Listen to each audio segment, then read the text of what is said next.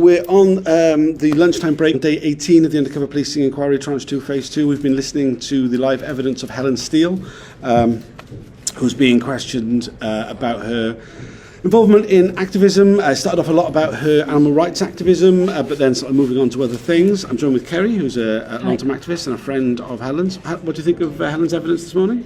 It's just so clear. She's obviously really tired, and obviously it's upsetting to see her upset because it's just non-stop and it goes on, and that was a very long and probing first statement and first session, and what's actually unfolding is quite a complex story which shows the extent of the lies that Lambert had made up about her.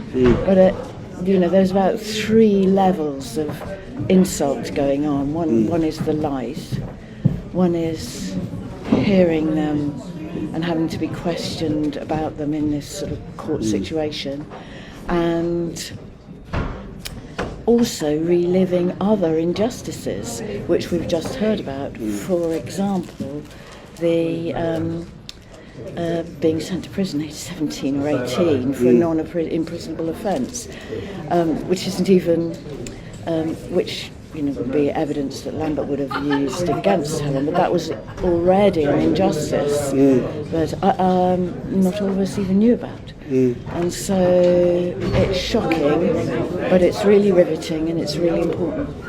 Yeah, absolutely. I mean, I think that story about her imprisonment at age 17 or 18 for obstruction of the public highway was, just horrific. Just the whole thing when she was there by herself, nobody knew, but there was no question of her being arrested, being imprisoned for it because it was a non-imprisonable offence. And then the judge just going, well, either you pay the £125 fine now, right this moment, or you're going to prison. And so she ended up in prison. And how terrifying that must have been. Again, something I didn't know about either. And obviously, both of us long-time friends of Helen, it still has the ability to shock. Of course, at the start of this hearing, the questioning barrister, Emma Gargata, pointed out that obviously Helen was deceived into a long-term intimate relationship by John Dines, but this session was not about that. This was about the spying on her, mostly by Bob Lambert, though we have heard a bit about Mike Chitty, who also reported on her. She really points out about the way in which Bob Lambert was doing things and then inserting Helen's name into his reports. Some of them are just really there's one of them about who organised the transport to a court hearing, and it's why a lie about that? But he still felt the need to lie about it. I know. Crazy. And also, that someone without a van would organise transport. It's also just completely incomprehensible. But the way in which he made up things or talked about things that he'd done himself and then allocated them to unlikely people to have done them. But I do think it's really important the way in which 2 different approaches to protest that have, with regard to animal rights, how he was conflating and inflating the kind of protests, and also from the outside, for so many of us who've been involved in community action and some civil disobedience over many years, perfectly within their rights and in this country, how there was a web of lies being spun to put this on a completely different interpretation of it. That's also shocking, and it's also watching Helen give her evidence. No wonder it's so tiring, because of the highest standards that she sets for herself. And many years ago, I organised an event before it when he was a candidate in Camden by Keir Starmer. I was organising an event for some access students, and it was at that point, I think it was around that time, that there was the action against the Metropolitan Police. And I asked him, why aren't you doing more to stand up for the women like Helen? And he said, Helen Steel, she's got the best legal mind in Britain. Best legal mind I know. And she is and has got an incredible legal mind. And therefore, the pressure for her of doing this evidence is higher than for many, because she knows that if she really had the time, and if this inquiry was run as it should, if she really had been given the time to look at these thousands of pages of documents, I think that's becoming clear. I think this isn't out of order to say. No, not at all. That it's obvious from the outside that she's dealing with these masses of, she's been mentioned so much, she's got so much to read and take in and then provide, as it were, a defence or try and provide the truth as to what really happened. That's a really deep level of legal analysis that's needed, and there's clearly just not enough time being allocated to this really complex material at this point. And so that is a stress in itself. If you have the best legal mind in Britain, which Starmer said was his observation over 10 years of working as her pro bono brief, you know how things are done properly. And therefore, when you aren't able to do them properly, and if you have high standards for yourself, it's very, very stressful. And so that was appearing, I feel, this morning in Helen then not wanting to go on because she wants to be at the top of her game. And the inquiry's got to take this into account. If there isn't time to deal with things properly because they're so complicated, then there has to be more time and money allocated. That's about it. Yeah, absolutely, and I think that's really key. I mean, it's been shocking and appalling the way in which it's been so last minute. Given that the inquiry was called in 2015, that so much of the disclosure that's been given to Helen and lots of the other witnesses has been very, very much last minute. I mean, yes. Quite literally last minute. The inquiry were having meetings with Helen yesterday after Belinda's evidence just to introduce certain things to her. I mean, it's just ridiculous, really, that the inquiry is being run like this.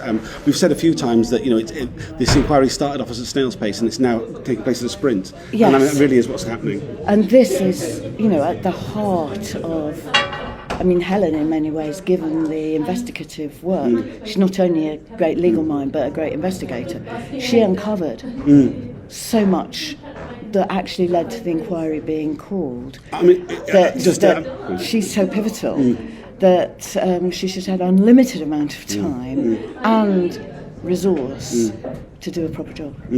Yeah, I mean, I think it is no underestimate. It's no exaggeration to say that this inquiry would not be taking place if it were not for Helen Steel. I think it's a lot of people who would not know that their lives were impacted by undercover officers if it were not for Helen Steel. Yeah. She really was the person who not only exposed a number of undercover officers, but brought together the other people who were affected as well. It's ridiculous that she's not been given ample time and resource in order to properly engage with the process as she should. Yeah. And the respect for the finest mind, the fine legal mind that she has, and her desire to do a very thorough job, which is being frustrated by the rush of this. But in that context, she's still doing absolutely great and is an absolutely brilliant and incredibly, such a credible witness.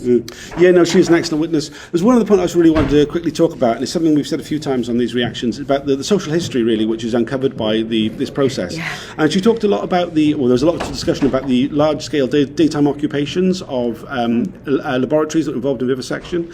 And she really just talked, it's sometimes kind of forgotten how big that was. Before the ALF raids became a big thing, these daytime occupations by large numbers of people who were going into the offices of vivisection companies or companies involved in vivisection and exposing what they were involved with. I mean, she was involved in a number of those, and really talking about how the state came down really hard on that. At first, because there's no major crimes being carried out at these things, people were just getting bound over, they were getting small fines, and then the state, kind of reminiscent of what we see now with Just Stop Oil, the state started giving really heavy imprisonment to these young people who were involved in, cared about animals and were involved in these actions. And people were going to prison for long periods of time, quite unexpectedly. When they went and did the action, they were expecting to get bound over, expecting to get a fine. They ended up in prison for years on end. She talked about one of the people who did that coming out of prison and committing suicide. I think it's really pertinent at the moment because we've got so many young people going to prison, or people of all ages going to prison for their involvement in Just Stop Oil.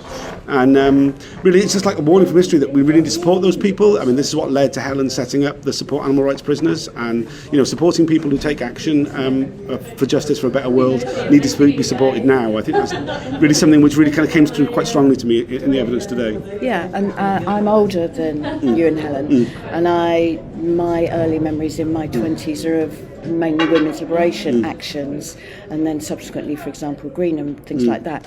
But occupations, when I was at university, in fact, in York, there was a great occupation for the administrative block for a long time. There's a whole different world there. And, after the 60s, after the late 60s, there was a whole different world of hopefulness and direct action. And also, social history is incredible, because Lambert's always writing, a bunch of squatters. When I first came to London, I mean, squatting was the only housing choice for loads of us. People always asking me about, were you a squatting activist? And you said, no, but we just lived in squats, because that was, I mean, or squats or short life, because of the huge amount of empty properties. Councils worked alongside squatters so squatters were actually occupying and doing up places that the councils didn't want and weren't using. There's a whole world there that is coming out through this inquiry. And other issues that are coming out is that, how did we organise in those days? We had phone trees, but we didn't have mobile phones. We didn't have WhatsApp groups. The history for one of the histories of duplication, of Gestetners,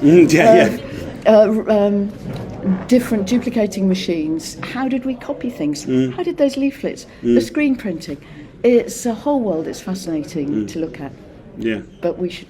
Yeah, we should go. It is fascinating. We only have got an hour for lunch. We haven't eaten yet. We want to go and do that. Thanks for joining us. We'll be back in the next break.